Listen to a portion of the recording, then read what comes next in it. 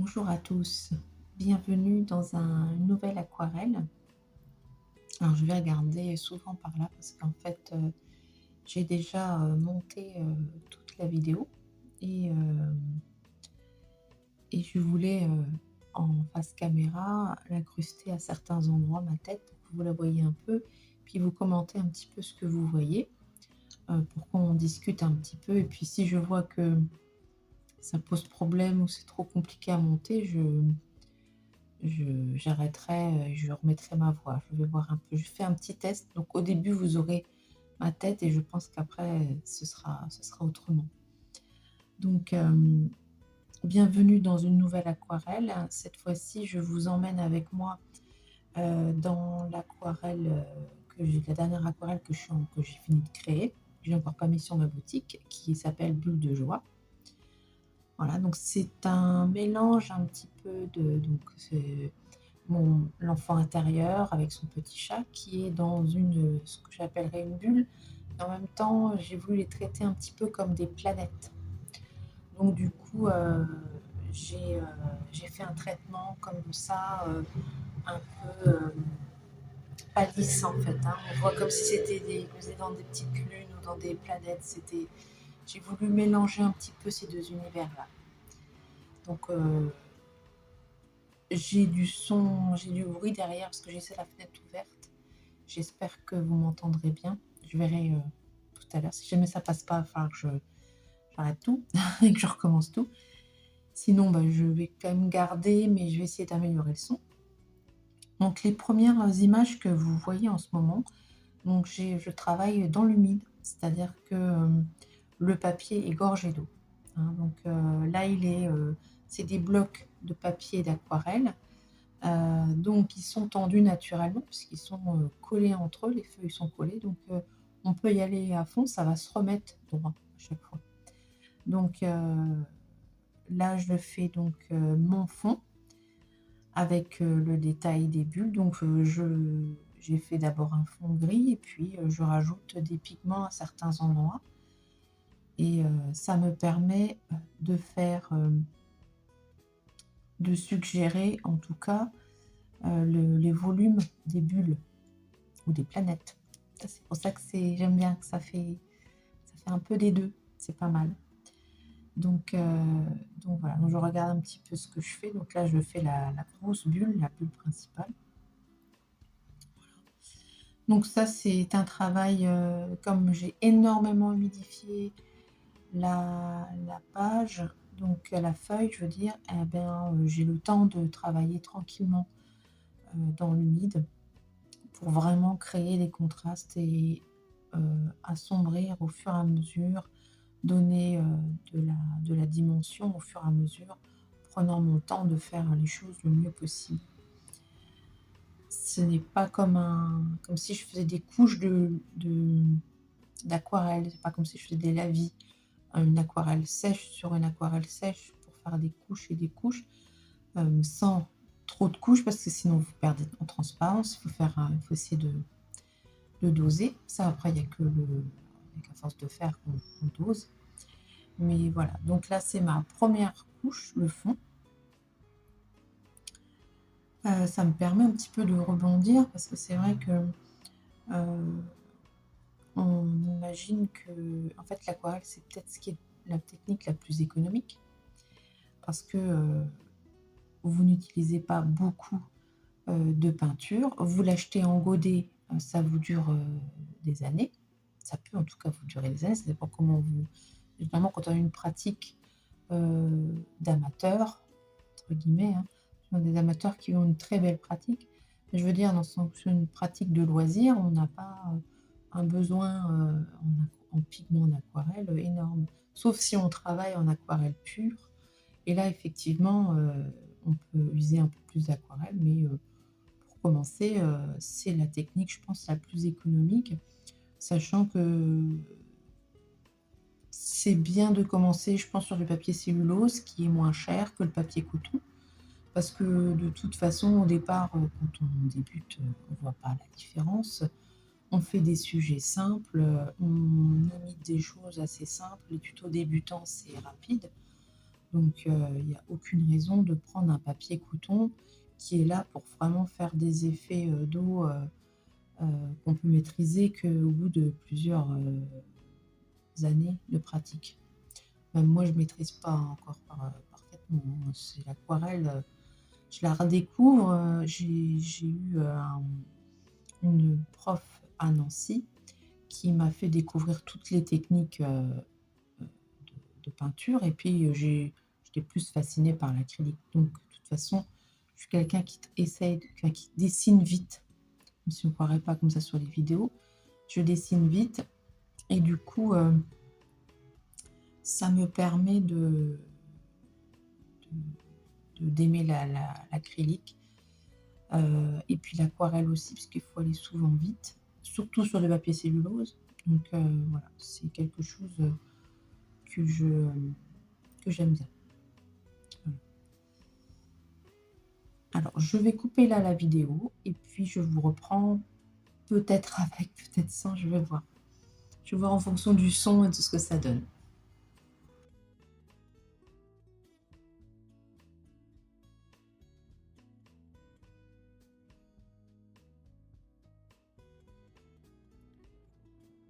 Donc je vous reprends par ici. Donc là je fais, le première chose que je peins dans le au niveau du personnage, c'est bien entendu le petit chat. Voilà, en orange comme mon petit chat, mon petit carotte. J'ai un chat roux, j'en profite, hein, tant qu'à faire. Et puis, donc ensuite, j'attaque les vêtements avec le pantalon et je vais essayer de rester dans les tonalités rouge-orangé. Donc là, je vais faire plusieurs couches. Donc, je commence par une couche très claire. Enfin, très claire, enfin oui, mais un rouge très dilué. Un rouge d'ailleurs un peu marronné, quoi. Un rouge, je crois que c'est rouge de Venise. Et donc voilà, donc je fais ma première couche. Donc après, en fonction de l'effet que vous souhaitez, vous pouvez bien entendu commencer par des couches beaucoup moins diluées, hein. C'est juste après, moi j'aime faire au fur et à mesure foncer, parce qu'après c'est plus facile de, de remettre du pigment sur une aquarelle, de foncer une aquarelle que de l'éclaircir. C'est impossible de l'éclaircir. Donc je commence bien entendu toujours par une couche très claire et que après je vais foncer. Alors soit je la fonce quand elle est encore humide, comme là d'ailleurs vous voyez, je remets du pigment surtout en bas pour figurer que c'est les zones les plus foncées. Et puis là où la lumière va le moins. Voilà, et c'est vrai que bon, après, je sais que je continue parce que finalement je sais que je vais refaire encore des lavis, ce n'est pas assez foncé pour moi, pour l'effet que je veux. Mais comme mon fond reste assez foncé, j'ai besoin que mon personnage soit vraiment ressorte bien de ce fond. Voilà. Donc j'aime travailler comme ça, au fur et à mesure, petit à petit, couche par couche. Donc soit comme vous m'avez vu pour le fond, dans l'humide, en rajoutant du pigment et en aimant le fait qu'il se dilue à travers l'eau, soit en sec sur sec pour les petites surfaces ou pour d'autres sujets, d'autres zones aussi d'une même toile, parce que le mieux c'est quand même de varier les techniques pour moi en tout cas, en fonction des sujets.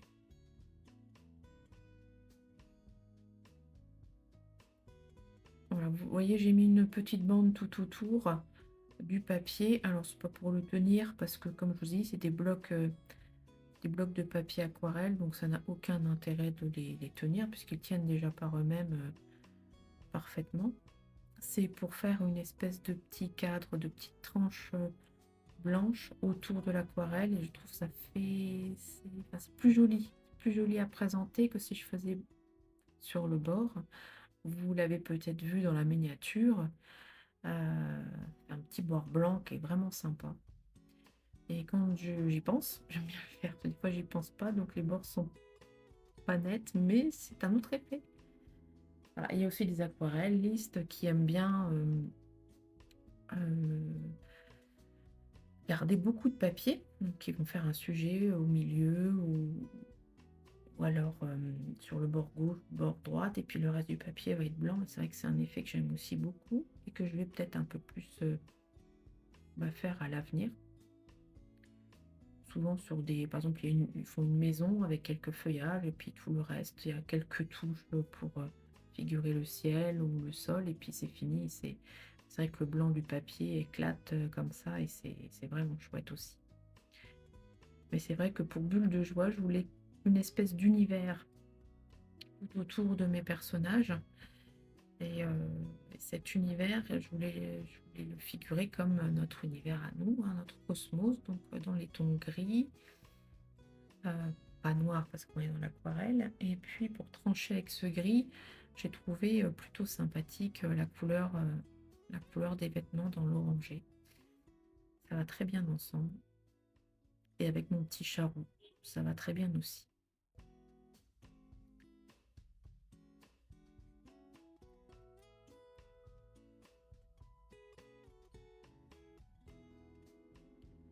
Donc là, les vêtements se rapprochent de la couleur dont j'avais envie, une couleur un peu.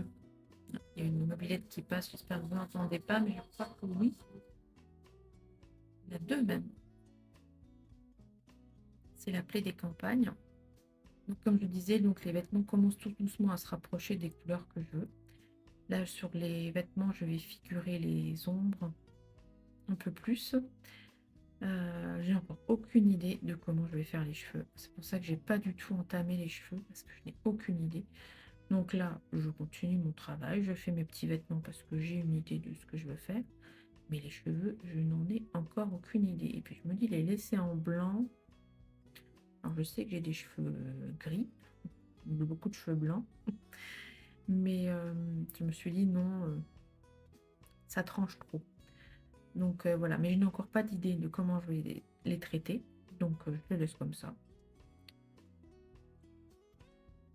Quand j'ai un peu débordé avec mon gris sur le dessin du personnage, eh bien j'arrive à force de mettre de l'eau à fondre en fait, oui, c'est ça. Avec l'eau de mes différents lavis, j'arrive à fondre les petites dépassements que j'ai pu faire lorsque j'ai fait mon fond. Alors, on peut utiliser un drawing gum quand on fait ce genre de choses, mais c'est vrai que j'ai toujours eu de mauvaises expériences avec les drawing gum. Je n'arrive pas à les utiliser.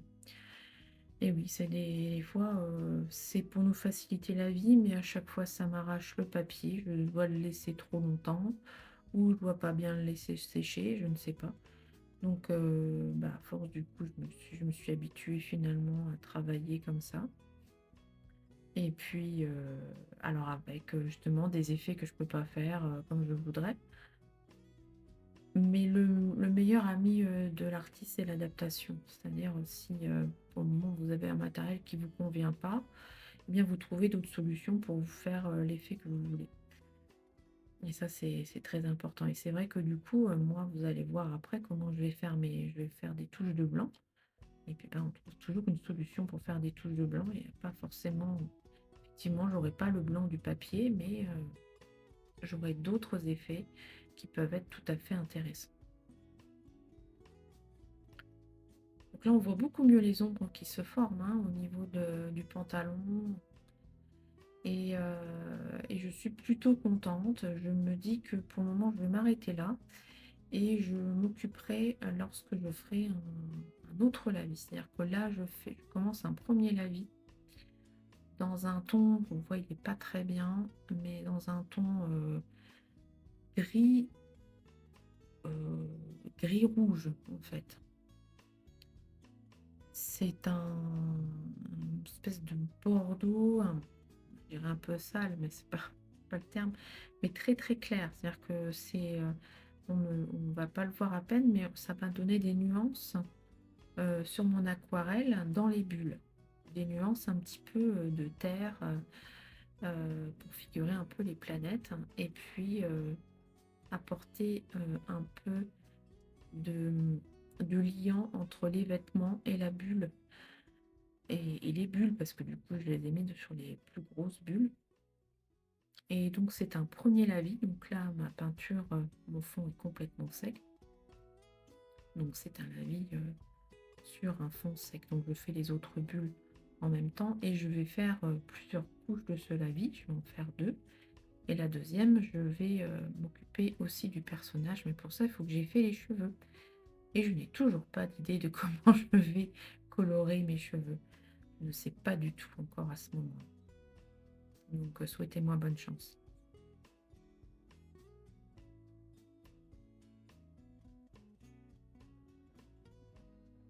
Pendant que je peins les différents lavis sur les bulles, je reprends un petit peu ce que je vous disais sur l'aquarelle tout à l'heure, que pour moi c'était la technique la plus économique. Parce que bon, vous pouvez avoir des aquarelles de plutôt bonne qualité à un prix pas forcément très, très fort. Et même en grande surface, où vous pouvez commencer avec une petite boîte d'aquarelle.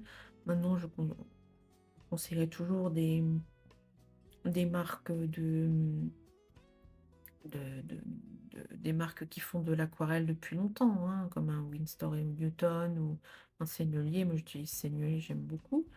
Mais pour commencer, c'est inutile de prendre le gros coffret avec énormément de couleurs. Vous ne saurez pas comment vous en servir et puis il n'y aura aucun intérêt. Mais par contre, prendre une petite boîte d'études et ça peut être intéressant, même dans une bonne marque, ça reste abordable. C'est de l'aquarelle d'études, hein, c'est pas de l'aquarelle professionnelle, mais ça reste, si vous prenez chez un professionnel, enfin, les professionnels qui fabriquent l'aquarelle, ça reste de très bonne qualité à des prix corrects. Alors là, je fais les projections euh, pour faire des petits points noirs en plus. Et j'ai trouvé la couleur des cheveux, qui sera dans un blond foncé, un blond chaud, pour toujours s'adapter aux couleurs des vêtements, pour que tout soit harmonisé. Donc là, je suis plutôt contente parce que j'avais peur de ne jamais trouver la couleur des cheveux. Ensuite, je repasse dans le bon sens et je fais mon dernier lavis.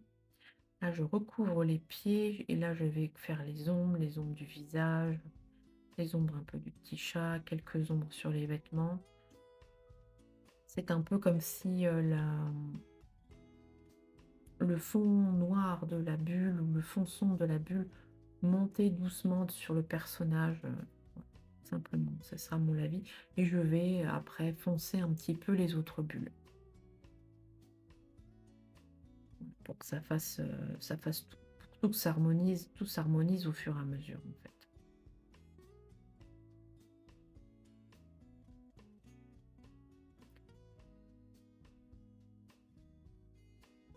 Alors, je vais juste reprendre finalement, parce que c'est pour faire un petit blabla en même temps, hein, qu'on discute un petit peu.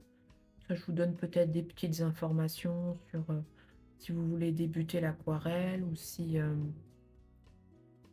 oui, parce que des fois, on peut être, on peut ne pas, on peut dessiner depuis longtemps puis ne jamais avoir commencé l'aquarelle.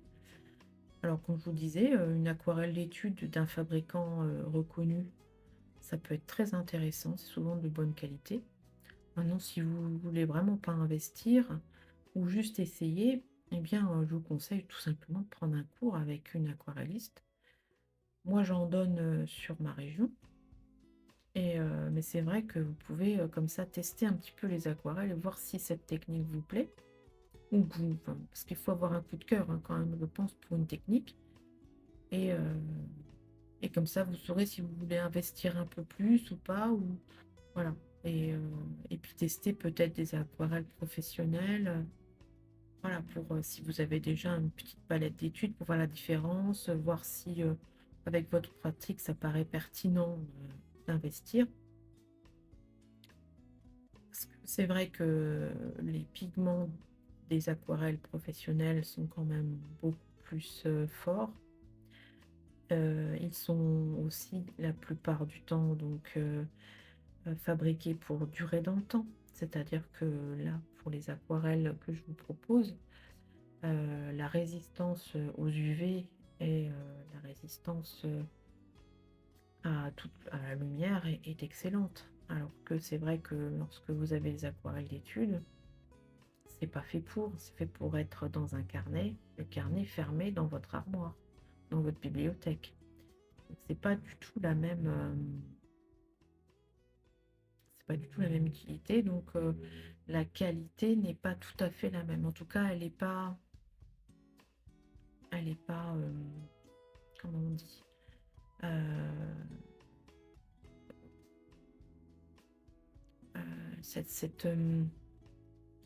non, ça veut pas me venir. Oui, cette qualité-là n'est pas, garantie. Voilà, on s'en sort aussi. C'est pas garanti que, si vous faites une aquarelle d'études, et que vous l'exposez chez vous, dans une pièce éclairée, la couleur va vous durer pendant des années et des années. Tout dépend après, du pigment, qu'a utilisé le fabricant. Maintenant, il faut bien comprendre que la plupart des fabricants n'utilisent pas 10 000 pigments et après en trouvant les pigments, en essayant de voir si vous pouvez avoir les pigments, vous saurez si ce pigment-là résiste à la lumière ou pas. S'il y a des mélanges, c'est plus compliqué à savoir, mais bon, c'est un travail de recherche, hein. Lorsque vous achetez de l'aquarelle professionnelle, vous avez tout sur le site. Je me sers comme ça avec ces nuits. Je sais lesquelles sont résistantes dans le temps énormément, moyennement, etc. Donc voilà. Et, et c'est vrai que c'est important lorsqu'on est professionnel de savoir ça. Lorsqu'on est particulier et qu'on n'a pas besoin de garder son aquarelle pendant 100 ans, c'est pas essentiel. C'est pour ça que ben, l'aquarelle pro, c'est plus cher. Pour en revenir un petit peu aux images que vous voyez, eh bien là, je fais mes petites touches de blanc. Donc, vous avez vu le tube de gouache apparaître à l'écran. Donc, j'ai pris la gouache Lefranc et bourgeois et extra fine.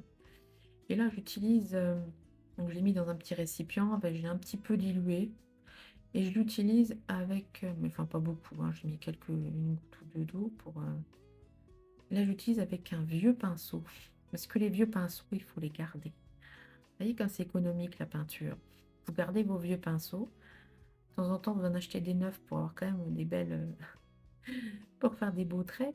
Mais vos vieux pinceaux, vous les gardez pour faire des petits points irréguliers. Et là, vous voyez, au lieu de faire un point par un point, je fais 3 points d'un coup. Des irrégularités et ça me donne un effet que j'aime beaucoup avec un vieux pinceau, tout simplement. Après, il y a plein de vieux pinceaux dont vous pouvez utiliser. Bon, là, j'ai pris un tout petit pour faire mes blancs.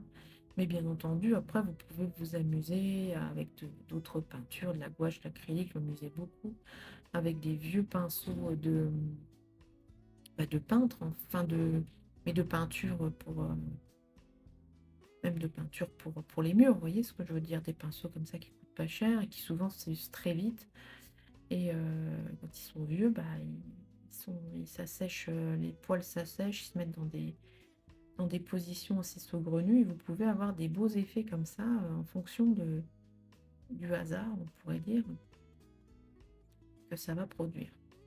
Là, je fais aussi des petites touches de blanc sur les vêtements, les bras, le petit chat, les yeux, le pantalon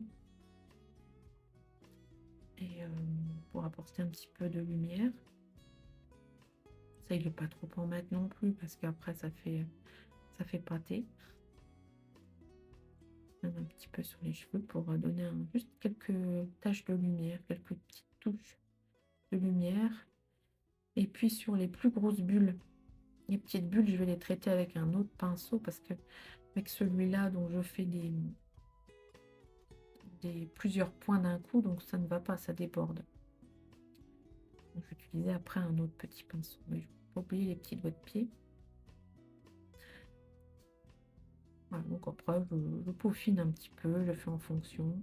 Et ça me donne un petit peu une touche de granulosité. C'est pour ça que je vous parlais, ce mélange de bulles et de planètes que j'aime beaucoup. Donc, je continue un petit peu comme ça.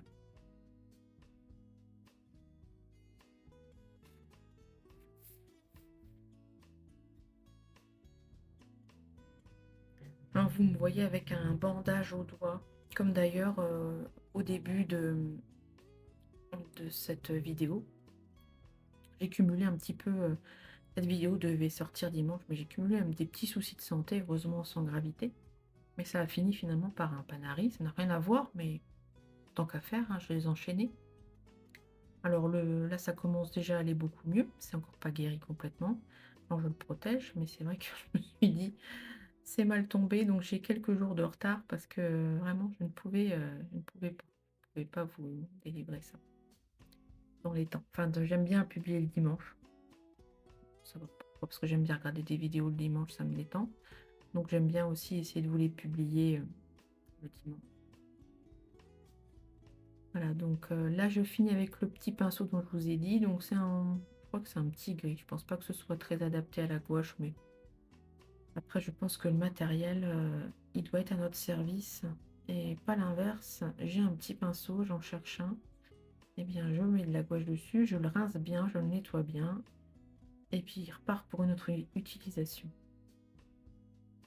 Je vous avoue que je suis pas très regardante sur les bonnes pratiques pour le bon pinceau au bon moment, avec la bonne matière.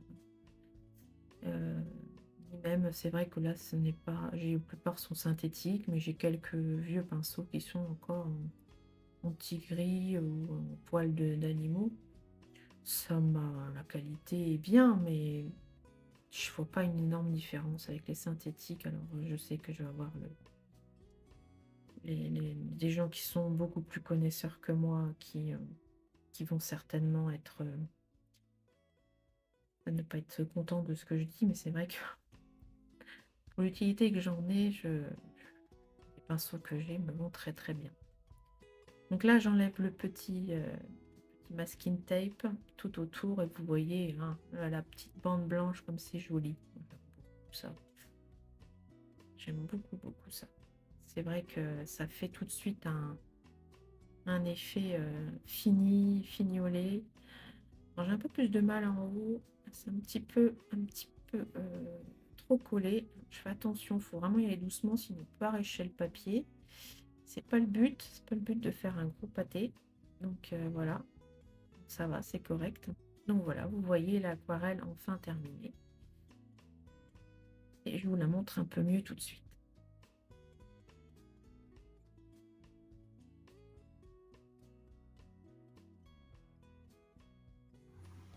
Voilà, j'espère que la vidéo vous a plu. Là, vous voyez maintenant le résultat final de l'aquarelle qui s'affiche. Ça m'a fait plaisir de bavarder un peu avec vous. J'espère que je vais donner un petit peu des petites astuces, un petit peu pour commencer l'aquarelle. Si vous avez des questions, n'hésitez pas en commentaire. Soit je peux y répondre, soit je ferai une vidéo avec toutes vos petites questions et les réponses que je peux y apporter. Tout pour moi, l'art doit être pratique, doit être au service d'eux. Donc c'est vrai que j'ai une façon de voir les choses économiques et assez débrouillarde. Donc n'hésitez pas parce que vous pourriez être surpris des réponses. On arrive à faire plein de choses avec peu et peu de moyens. Voilà. C'était ce que me disait ma première prof et j'ai toujours appliqué et ça m'a toujours réussi. Voilà. Eh bien, merci beaucoup d'avoir regardé la vidéo. Abonnez-vous, likez, commentez, donnez-moi vos questions et je vous dis à très vite. Au revoir, bisous.